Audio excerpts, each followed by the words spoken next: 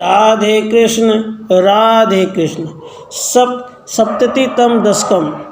कुब्जा की कामना पूर्ति, अक्रूर के घर जाना, जरासंध आदि से युद्ध, काल यवन उद्धार और मुचुकुंद पर कृपा।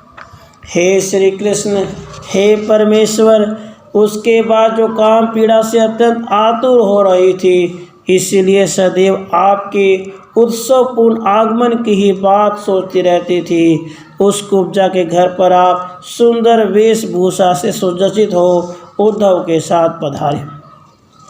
आपको आया हुआ देखकर जिसके मनोरथ पूर्ण हो गए थे, वो हर्षपूर्वक आपके प्रति विविध प्रकार से सम्मान प्रदर्शित कर रही थी। उस सरेंद्री को आपने एकांत में सुख एवं आनंद प्रदान किया।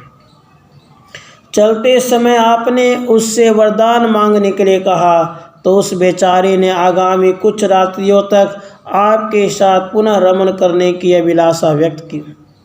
सायुज्य मोक्ष प्राप्त हो ऐसा वर भले ही कोई विद्वान ही मांगे, परंतु निरंतर आपका सामीप्य ही बना रहे, ऐसा वरदान भी उसने न जाने क्यों नहीं मांगा। हे देव, तब आप कुछ रात्रियों तक उस मृगनयनी सरेंद्री को एकांत में रस दान करते रहे और उसे उपश्लोक नाम से विख्यात एक पुत्र भी दिया। वह उपश्लोक नारद से सात्वत तंत्र की शिक्षा प्राप्त करके लोक में सुशोभित हुआ। उसके बाद आप बलराम जी और उद्धव जी के साथ अक्रूर के घर पधारे। वहाँ आनंद विभोर हुए अक्रूर ने आपकी बहुत अर्चा पूजा तथा स्तुति की। तब आपने अक्रूर को हस्तिनापुर भेजकर वन से लौटे हुए पांडु पुत्रों के वृत्तांत और धृतराष्ट्र की चेष्टा की जानकारी प्राप्त की। इधर अपने परम सुहृद एवं जामाता भोजराज कंस के वध का वृत्तांत सुनकर जरासंध के क्रोध की सीमा न रही। वह उस रोष से अंधा हो उठा। फिर तो उसने सेना के साथ आकर मथुरापुरी को घेर लिया। तब बलराम जी सहित आपने स्वर्गलोक से आए हुए रथ आदि उपकरणों को लेकर कुछ ही सेना के साथ नगरी से बाहर निकलकर जरासंध द्वारा लाई हुई 23 अक्षौहिणी सेना का संहार कर डाला। फिर बलराम जी ने बल में बढ़े जरासंध को बलपूर्वक बंदी बना लिया। तब आपने उस जरासंध को यह पुनः बड़ी सेना लेकर आएगा, इस कुतूहल के कारण मुक्त कर दिया, क्योंकि उस समय जिसने संपूर्ण दिशाओं की विजय के अवसर पर समस्त विश्व की सेना को इकट्ठी कर लिया था, उस जरासंध से बढ़कर बल पौरुषवान वीर नरेश दूसरा कौन था। हे श्री कृष्ण, हे परमेश्वर, इस प्रकार पराजय जरासंध ने राजाओं द्वारा प्रेरित किए जाने पर पुनः युद्ध के लिए उद्यत हो 16 बार और आपके साथ लड़ाई छेड़ी।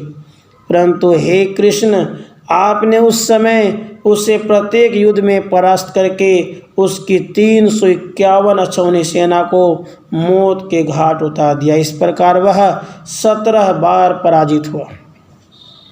जरासंध जब 18वीं बार संग्राम के लिए आ ही रहा था, तब तक आपने 3 करोड़ यवनों की सेना के साथ आए हुए काल यवन को सामने उपस्थित देखा। तब आपने शीघ्र ही समुद्र के मध्य में विश्वकर्मा द्वारा द्वारका नाम की नगरी का निर्माण करा के अपने योग बल से सब जनों को वहां पहुंचा दिया। हे श्री कृष्ण, उसके बाद पद्ममालाधारी आप चकित सा नाट्य करके नगर से निकलकर पैदल ही भागने लगे। उस समय जिसके भाग्य में आपके द्वारा किए गए वध का पुण्य नहीं लिखा था, उस मलेच्छ राज काल यवन ने आपका पीछा किया। तब आप एक पर्वत की गुफा में जा छिपे। वहाँ महाराज मुचुकुंद सो रहे थे। काल यवन ने आपके धोखे से उन पर चरण प्रहार किया। तब जगे हुए मुचुकुंद ने उस मलेच्छ को तत्काल भस्म कर दिया। उसके बाद आप उस गुफा के भीतर परम मनोहर रूप धारण करके उस भक्तिमान नरेश मुचुकुंद के सामने खड़े हो गए।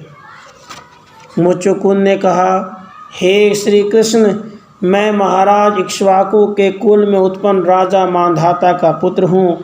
इस समय समस्त राज्य भोगों से मुझे वैराग्य हो गया है। मैं एकमात्र आपकी कृपा की अभिलाषा रखता हूँ। इस प्रकार स्तवन करते हुए राजा को वर मांगने में निःसपरा देकर आप प्रसन्न हो गए। तब आपने मुचुकुंद को शीघ्र ही सकल पापों को नष्ट करने वाली मुक्ति सरीखी भक्ति तथा मोक्ष भी प्रदान किया और लोक प्रतीति के लिए साधर्माश्रित हिंसा के विशोधनार्थ तपस्या कीजिए, यूँ आदेश भी दिया। हे श्री कृष्ण, उसके बाद मथुरा को लौटकर काल यमन द्वारा लाई हुई सेना का संहार करके आप द्वारका को प्रस्थित हुए।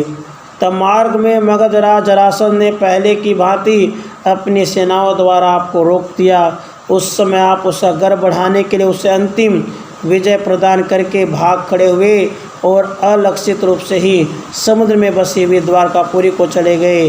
हे श्री कृष्ण, हे परमेश्वर, मेरी रक्षा कीजिए। इति उपश्लोक उत्पत्ति वर्णम जरासंध आदि युद्ध वर्णम मुचुकुंद अनुग्रह वर्णम च सप्तसप्ततितम दशकम समाप्तम।